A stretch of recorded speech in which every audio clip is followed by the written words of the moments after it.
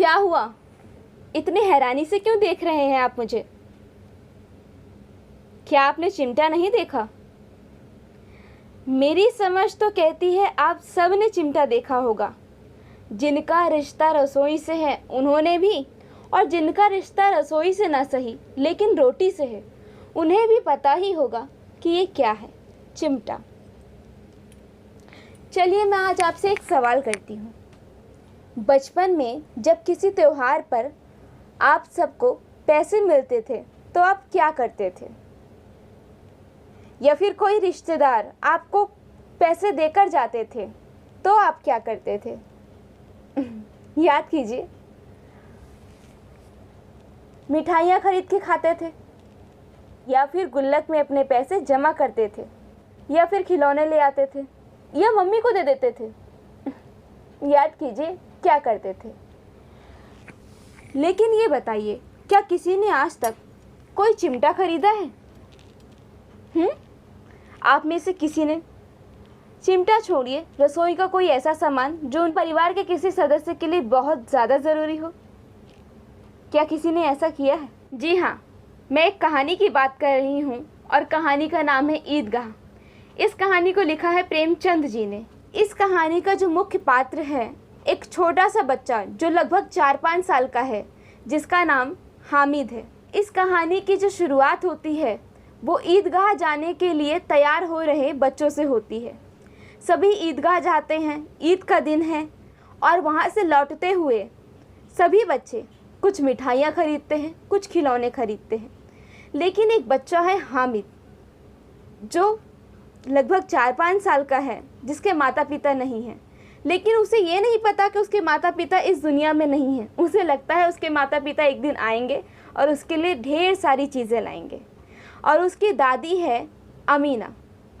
अमीना हामिद को 3 पैसे देकर भेजती है। लेकिन हामिद पूरे दिन बाज़ार में यूं ही घूमता रहता है, लेकिन उन 3 पैसों से ना ही कोई मिठाई खरीदता है और ना ही कोई खिलौना। अचानक वो लोहे की दुकान के सामने से गुजर रहा होता है और उसको नज़र आता है क्या? चिमटा। और जब चिमटा नज़र आता है तो उसके दिमाग में ये बात आती है कि उसकी दादी का हाथ प्रतिदिन जल जाता है क्योंकि उसके पास कोई चिमटा नहीं है। तो अब वो बिना सोचे समझे अपनी दादी के लिए चिमटा खरीदना चाहता है, और बहुत प्रयास करने के बाद उसे वो चिमटा मिल भी जाता है।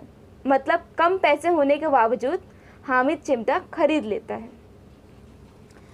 अब जब ये चिमटा लेके वो अपनी दादी के पास पहुंचता है तो उसकी दादी उस पर बहुत बहुत नाराज़ होती है, क्योंकि सारा दिन हामिद भूखा प्यासा इधर उधर घूमता रहा, उसने कुछ भी नहीं खाया और लेकर क्या आया? दादी के लिए चिमटा। जब दादी को ये बात पता चली कि वो चिमटा क्यों लाया है अपनी दादी के लिए, क्योंकि उसकी दादी का हाथ जल जाता है, तो जो बूढ़ी दादी थी वो वालिका अमीना बन गई और जो बच्चा हामिद था वो एक बूढ़ा बन गया। कहने का मतलब है जो बालिका दादी थी वो बच्चों की तरह फूट फूट कर रोने लगी, और एक बच्चा जो इतना मासूम होते हुए भी, छोटा होते हुए भी इतना समझदार कि उसे अपनी दादी के सुख दुख का एहसास है और अपनी भूख का एहसास किए बिना अपनी दादी के लिए चिमटा लाता है। ये कहानी एक मासूम बच्चे की है, एक ऐसे मासूम बच्चे की जिसे अपने साथ साथ अपने परिवार का ख्याल उस उम्र से होने लगता है जिस उम्र में बच्चा सिर्फ खेलने कूदने और खाने पीने के लिए ही सोचता है। यकीनन आप में से कुछ लोग ऐसे होंगे जो बिल्कुल हामिद की तरह ही होंगे, यानी हामिद की तरह ही अपने माता पिता के लिए अपने पैसों को बचाकर कुछ विशेष या तो खरीद के लाए होंगे या विशेष खरीदने के लिए अपने माता पिता को पैसे दे दिए होंगे, यानी कि अपनी गुल्लक में पैसे विशेष काम के लिए जोड़े होंगे। खैर, आपका बचपन याद आया नहीं आया वो आप कमेंट में बताइए, और इस कहानी को और अधिक विस्तार पूर्वक जानने के लिए कमेंट कीजिए और इस कहानी के बारे में विचार कीजिए। एक बच्चा जो इतना मासूम है कि उसे लगता है कि उसके माता पिता आएंगे, लेकिन ये सच नहीं है। उसके माता पिता अब इस दुनिया में नहीं है। उसकी दादी अकेली उसकी परवरिश कर रही है और हालत इतनी ख़राब है कि उसकी दादी ये सोचती है कि निगोड़ी ईद मेरे घर आई ही क्यों, ये ईद इस घर के लिए नहीं बनी। उसकी दादी सोचती है कि अगर उनका बेटा होता तो क्या ईद इसी तरह आती और चली।